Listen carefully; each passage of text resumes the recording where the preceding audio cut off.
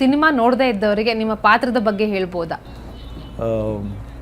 3 ಜನ ಹುಡುಗರು, ಅವ್ರದ್ದೇ ಆದ ಒಂದು ಮ್ಯಾನರಿಸಮ್ಮು, ಅವ್ರದ್ದೇ ಆದ set of acting, set of goal ಇಟ್ಕೊಂಡು ಹೋಗ್ತಿರೋ 3 ಜನಕ್ಕೆ ಒಂದು ಟಕ್ಕರ್ ಕೊಡೋವಂಥ ರೋಲ್ ಇದು. ಇದಕ್ಕೆ ನಾನು ತುಂಬ ಜನರನ್ನ ಆಡಿಷನ್ ಮಾಡಿದ್ದೀನಿ, ನಾನು ಮಾಡಬೇಕು ಅಂತ ಇರಲಿಲ್ಲ ಇದನ್ನ, ಆಯಿತಾ. ಅಂದರೆ ಒಂದಷ್ಟು ಜನ ಲೈಕ್ ಕಾಮಿಡಿ ಕಿಲಾಡಿಗಳಲ್ಲಿ ಬಂದಿರೋ ಒಂದಷ್ಟು ಜನ ಆರ್ಟಿಸ್ಟ್ಗಳೆಲ್ಲ ಬಂದು ಆಡಿಷನ್ ಕೊಡ್ತಾರೆ. ಆಡಿಷನ್ ಕೊಟ್ಟರೆ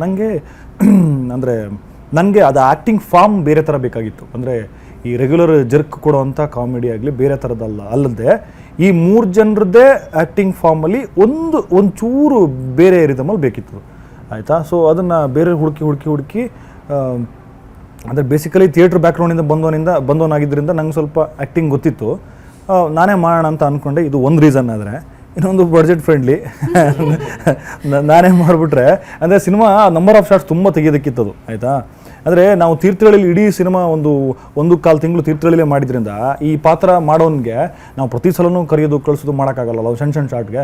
ಅದು ನಾನೇ ಮಾಡಿದ್ರೆ ತುಂಬ ಈಸಿ, ಅಲ್ಲೇ ಕಾಸ್ಟ್ಯೂಮ್ ಹಾಕೋ ತೆಗಿ ನಾನು ತಕ್ಕೋ. ಅದು ಇಡೀ ಸಿನಿಮಾದಲ್ಲಿ ನೀವು ನೋಡಿದ್ರೆ ಒಂದೇ ಕಾಸ್ಟ್ಯೂಮ್, ಅವನು ಎಲ್ಲ ಕಡೆ ಒಂದೇ ಕಾಸ್ಟ್ಯೂಮು. ಸೊ ನಾನು ಕಂಫರ್ಟೇಬಲಾಗಿ ಮಾಡಿಕೊಂಡೆ. ಸೊ ಮಾಡ್ಕೊಂಡ್ಮೇಲೆ ಎಡಿಟಿಂಗ್ ಎಲ್ಲ ನಾನು ಕೂತ್ಕೊಂಡು ಎಡಿಟಿಂಗ್ ಮಾಡುವಾಗ ಮರ್ಷಿತ್ ಅಂತ ಎಡಿಟ್ರ್ ಒಬ್ಬರು ಇರ್ತಾನೆ. ಎಡಿಟಿಂಗಲ್ಲೂ ಕೂಡ ನಂಗೆ ಗೊತ್ತಾಗ್ತಾ ಇರಲ್ಲ, ಅದು ಸರಿ ಆಗ್ತಿದೆಯೋ, ಚೆನ್ನಾಗಿ ಆಗ್ತಿದೆಯೋ, ಜನ ತಗೊಳ್ತಾರೋ, ರಿಸೀವ್ ಮಾಡ್ತಾರೋ ಇಲ್ಲೋ ಅಂತ ತುಂಬ ಡೌಟಲ್ಲೇ ಇತ್ತು.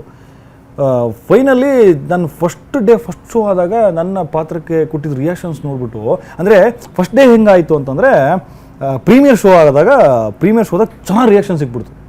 ಪ್ರೀಮಿಯರ್ ಶೋ ಚೆನ್ನಾಗಿತ್ತಲ್ಲಪ್ಪ, ಇದು ಹೆಂಗೆ ಆಗ್ತಿದೆ, ಇಷ್ಟು ಕನೆಕ್ಟ್ ಆಗ್ತಿದೆಯಾ ಅಂತ. ಆಮೇಲೆ ಫಸ್ಟ್ ಶೋ ಸಂತೋಷಲ್ಲಿ ಅಲ್ಲೂ ಕೂಡ ಚೆನ್ನಾಗಿ ರಿಯಾಕ್ಷನ್ ಸಿಕ್ತು. ಬಟ್ ನಾನೇನು ಅಂದ್ಕೊಂಡೆ, ಹಂಗೂ ಅದನ್ನು ನಾನು ಪಾಸಿಟಿವ್ ತೊಗೊಳ್ಲಿಲ್ಲ. ಒಂದಷ್ಟು ಜನ ನಮ್ಮವ್ರು ಇದ್ದಾರಲ್ವಾ, ಡೈರೆಕ್ಟ್ರು ಆ್ಯಕ್ಟ್ ಮಾಡಿದ್ದಾರೆ ಅಂಥೇಳಿ ಸ್ವಲ್ಪ ನಮ್ಮವ್ರು ಅದನ್ನು ಇದು ಮಾಡ್ತಾ ಇದ್ದಾರೆ, ಸ್ವಲ್ಪ ಮೇಲೆತ್ತಾ ಇದ್ದಾರೆ ಅಂತ ಅಂದ್ಕೊಳ್ತಿದ್ದೆ. ವೀರೇಶಲ್ಲಿ ಹೌಸ್ಫುಲ್ ಶೋ ಹೋಗ್ತಾ ಇದೆ, ನಾನು ಗೊತ್ತಿಲ್ಲದಂಗೆ ಹೋಗಿ ಅದು ಡೋರಲ್ಲಿ ನಿಂತ್ಕೊಂಡಿದ್ದೆ.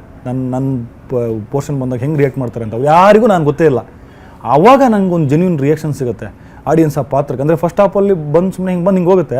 ಸೆಕೆಂಡ್ ಹಾಫಲ್ಲಿ ಅವ್ನು ಬಂದಾಗ ಅವ್ನ ಎಂಟ್ರಿಗೆ, ಆ ಕ್ಯಾರೆಕ್ಟರ್ನ ಎಂಟ್ರಿಗೆ ಆ ವಿಜುವಲ್ಸ್ ಆಗಲಿ, ಅವನು ಹೇಳೋ ಪಂಚನ್ನ ಎಂಜಾಯ್ ಮಾಡಿದ ರೀತಿ ಸೂಪರ್.